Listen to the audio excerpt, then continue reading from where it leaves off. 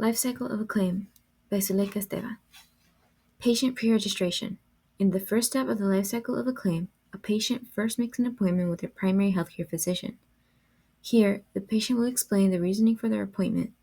If a new patient is making an appointment, they will need to provide information pertaining to their medical history, address, insurance provider, contact information, employment, and of course, their name, age, and birth date. If the patient is an established patient, then they will only need to fill out the form to verify the information.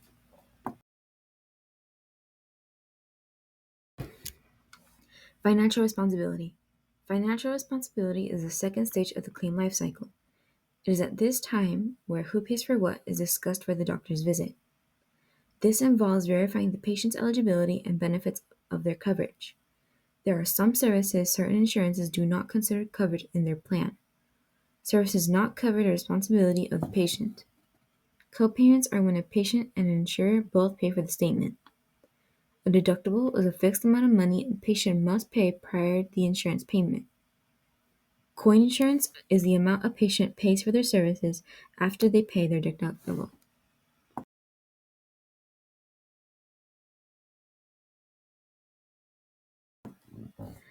There are 5 steps to verifying insurance: getting a copy of the patient's insurance card or ID number, contacting the insurance provider, obtaining deductible amount and met, if needed, and copayment amount, the patient's co-insurance amount, and the patient's out-of-pocket maximum and amount met if needed.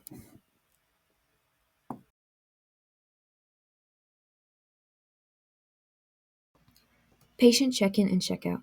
The third stage is the in-person interaction with the patient. Check-in is where the patient is identified as an established patient or a new patient. After this, the patient is given a form to fill out to provide information or to verify information about their insurance and treatment coverage. Official identification of the patient is required. The front desk will also collect co-payments during check-in or check-out depending on the healthcare provider. During checkout, front desk personnel will assist the patient with any follow-up appointments, after-visit summary, schedule laboratory or diagnostic services, and any possible payments.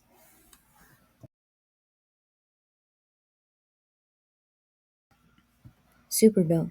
The fourth step involves a medical report from the patient's appointment to be sent to the clinic's medical coder so they can translate it into a report of the appropriate usable codes along with other important information. This report is called the superbill or the encounter form.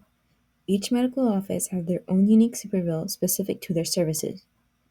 The superbill can be both physical or electronic, but still contain the same amount of information pertaining to the services provided. Prepare and transmit the claim, the fifth step. Sending accurate claims is extremely important as any errors or discrepancies made will result in the claim being rejected or denied and sent back for correction. Once the claim is complete, it is then filed out and submitted electronically to the insurer.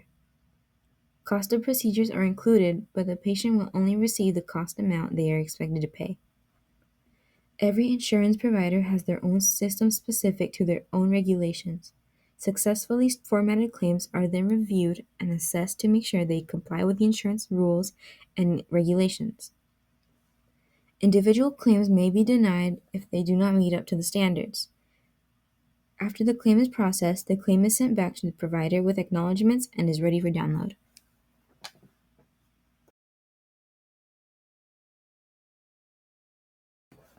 Monitor payer adjudication. Sixth step. This is where the payer decides to accept the claim, reject the claim, or deny the claim.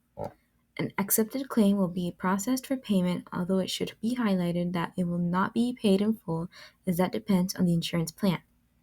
A rejected claim may sound like a denied claim, but they are not the same thing. A rejected claim is due to errors in the filing process. A denied claim means that the services that were not performed are not covered by the insurer or do not meet the criteria of said insurer.